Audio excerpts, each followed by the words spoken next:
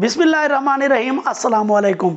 आज के इस लेक्चर के अंदर हम प्रोकैरियोटिक सेल और यूकैरियोटिक सेल के दरमियान डिफरेंस को डिस्कस करने जा रहे हैं। तो याद रखिए स्टूडेंट, बायोलॉजी के अंदर आप जो भी टर्म पढ़ रहे होते हैं उसके मुतालिक तमाम तर मालूमात उसके नाम के अंदर ही पोशीदा होती है।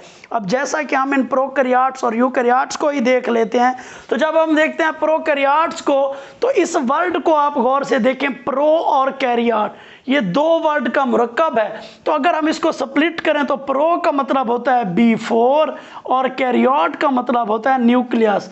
यानी ऐसे इसके अंदर ऐसे ऑर्गेनिज्म शामिल होंगे जो बिफोर न्यूक्लियस, यानी उनके अंदर वेल डिफाइंड न्यूक्लियस मौजूद नहीं होगा, तो उन ऑर्गेनिज्म को हम क्या नाम देंगे? प्रोकैरियोट्स। इसी तरह दूसरा वर्ड है यूकैरियोट्स। अब यू का मतलब होता है ट्रू और कैरियोट का मतलब वही न्यूक्लियस, यानी true nucleus. True nucleus mean well defined nucleus. ऐसे तमाम ऑर्गेनिज्म जिनके अंदर वाज़े न्यूक्लियस मौजूद होगा उनको हम यूकैरियोट्स का नाम देंगे।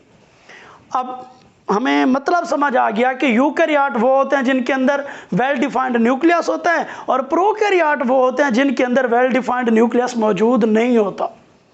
यहाँ पर एक बात याद रखिएगा, बायोलॉजी के अंदर जितने भी सेल हैं, चाहे वो प्लांट सेल हैं या फिर एनिमल सेल हैं, प्रोकैरियोटिक सेल हैं या फिर यूकैरियोटिक सेल हैं, इन तमाम सेल्स के अंदर तीन चीज़ें हैं वो लाजमी प्रेजेंट होती हैं। यानी जो भी सेल होगा, सेल ऐसी चीज़ जो कि लिविंग होगी, उसके अंदर सेल मौजूद होगा, तो उस सेल के अंदर तीन चीज़ें जो हैं वो लाजमी प्रेजेंट होंगी। वो तीन चीज़ें कौन सी हैं? नंबर 1 है सेल मेम्ब्रेन।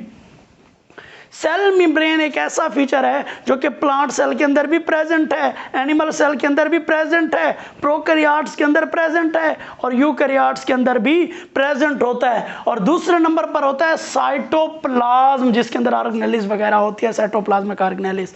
और थर्ड नंबर पर होता है डीएनए, यानी हमारा जेनेटिक मटेरियल।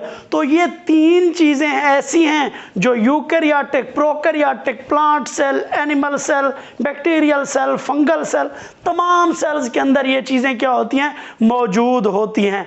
अब आज का जो हमारा टॉपिक है वो है प्रोकैरियोटिक और यूकैरियोटिक का। तो प्रोकैरियोट्स के अंदर भी ये तीन चीज़ें मौजूद होंगी और यूकैरियोट्स के अंदर भी ये तीनों चीज़ें क्या होगी? मौजूद होंगी। अब इन तीनों चीज़ों के अलावा जो चीज़ें हैं उनका जो डिफरेंस है अब हम उसको डिस्कस करेंगे।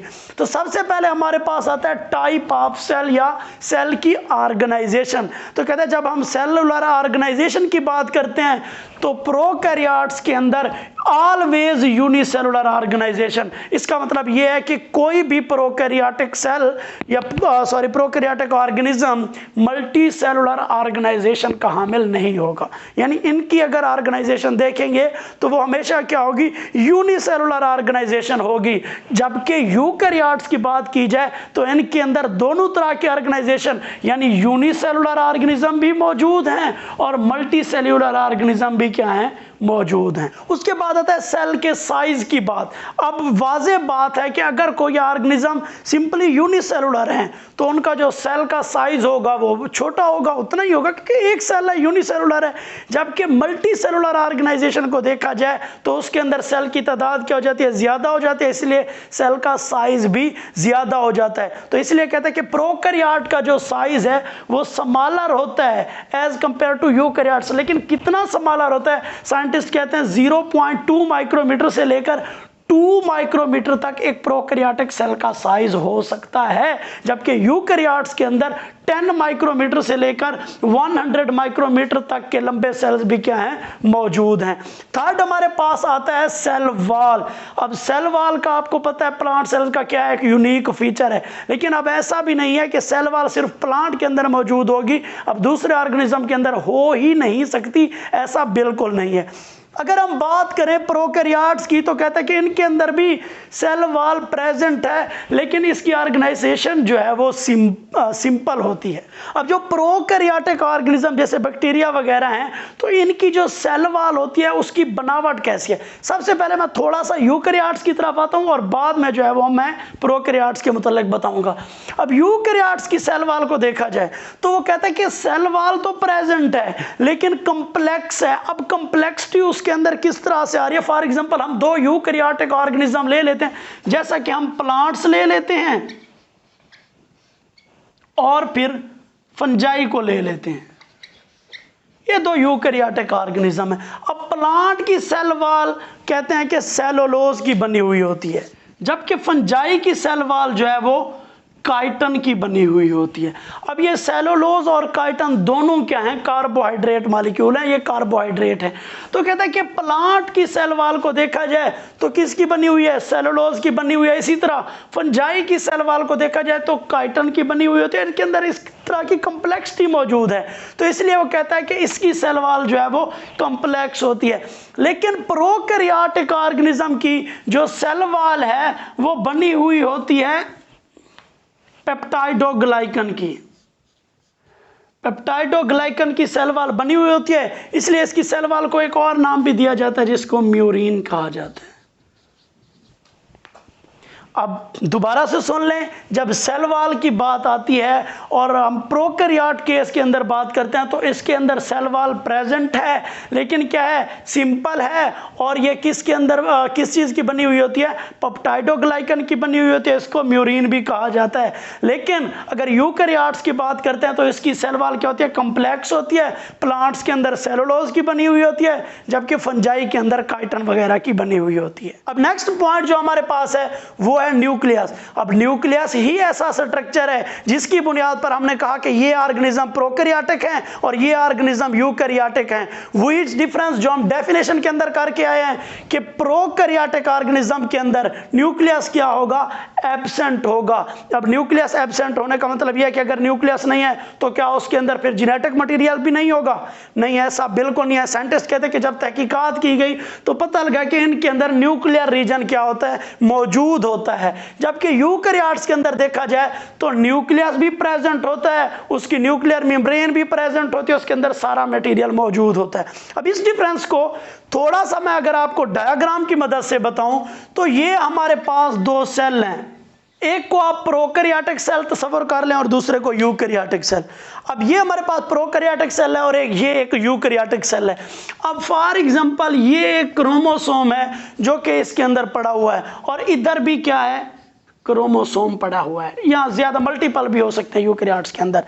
अब कहते हैं होता क्या है कि यूकैरियोटिक ऑर्गेनिज्म के सेल के अंदर जो क्रोमोसोम पड़ा हुआ है, जो डीएनए वगैरह है, उसके गिर्द एक मेम्ब्रेन मौजूद होती है जिसको न्यूक्लियर मेम्ब्रेन का नाम दिया जाता है।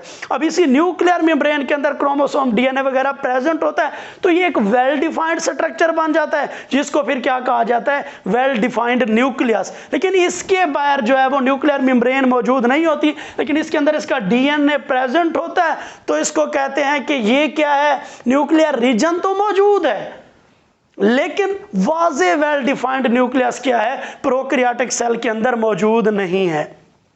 नेक्स्ट हमारे पास आता है राइबोसोम।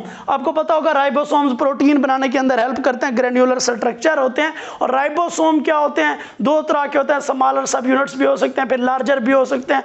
तो कहते हैं कि राइबोसोम, अब क्योंकि प्रोटीन यूकैरियोटिक सेल के अंदर भी बननी है, प्रोकैरियोट्स के अंदर भी बननी है, तो ये दोनों के अंदर प्रेजेंट होते हैं। फर्क इतना होता है कि इसके अंदर जो राइबोसोम प्रेजेंट होते हैं वो स्मॉलर होते हैं और फिर इसको 70S राइबोसोम इसके अंदर प्रेजेंट होते हैं, जबकि यूकैरियोट्स के अंदर क्या होते हैं, प्रेजेंट होते हैं लेकिन लार्जर होते हैं, 80S वाले प्रेजेंट होते हैं। तो ये था इसका छोटा सा डिफरेंस। नेक्स्ट पॉइंट जो हमारे पास है वो है क्रोमोसोम का। अब क्रोमोसोम के अंदर डीएनए मौजूद है, कहता है कि प्रोकैरियोट्स के अंदर सिंगल क्रोमोसोम होगा। अब सिंगल क्रोमोसोम क्यों, क्योंकि इनकी ऑर्गेनाइजेशन भी सिंपल है, यूनिसेलुलर ऑर्गेनिज्म है, इनके अंदर कोई मल्टीटास्किंग तो है नहीं। तो ये क्या होगा, सिंगल क्रोमोसोम मौजूद होगा और उस सिंगल क्रोमोसोम के अंदर only and only DNA present होगा, अकेला। लेकिन जब यूकैरियोट्स की बात करते हैं तो कहते हैं कि more than one chromosome are present, तो एक से ज्यादा क्रोमोसोम होंगे। और दूसरी बात कहते हैं कि इसके अंदर अकेला डीएनए मौजूद नहीं होता, डीएनए तो होता ही होता है, साथ उसके प्रोटीन भी मौजूद होती है जिसके अंदर ये लिपटा हुआ होता है। तो जो यूकैरियोट के अंदर डीएनए के साथ प्रोटीन मौजूद होती है, उस प्रोटीन को कहा जाता है हिस्टोन प्रोटीन। क्या कहा जाता है, हिस्टोन प्रोटीन। तो ये था क्रोमोसोम, जो कि इसके अंदर क्या है, सिंगल है, लेकिन इसके अंदर मोर देन वन है।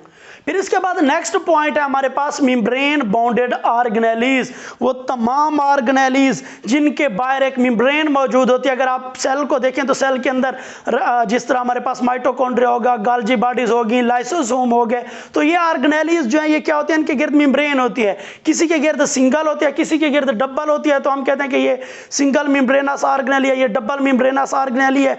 तो ये जितनी भी ऑर्गेनेलीज मेम्ब्रेन बाउंडेड हैं, ये वाइटल फंक्शन परफॉर्म करती हैं। तो कहता है कि ये मेम्ब्रेन बॉन्डेड जो ऑर्गेनेलीज हैं ये प्रोकैरियोट्स के अंदर मौजूद नहीं होती, जबकि यूकैरियोट्स के अंदर क्या होती हैं, मौजूद होती हैं। अब फिर मेम्ब्रेन बॉन्डेड ऑर्गेनेलीज के अंदर आप लोगों ने माइटोकॉन्ड्रिया, गाल्जी बॉडीज, लाइसोसोम का हवाला लाजमी देना है।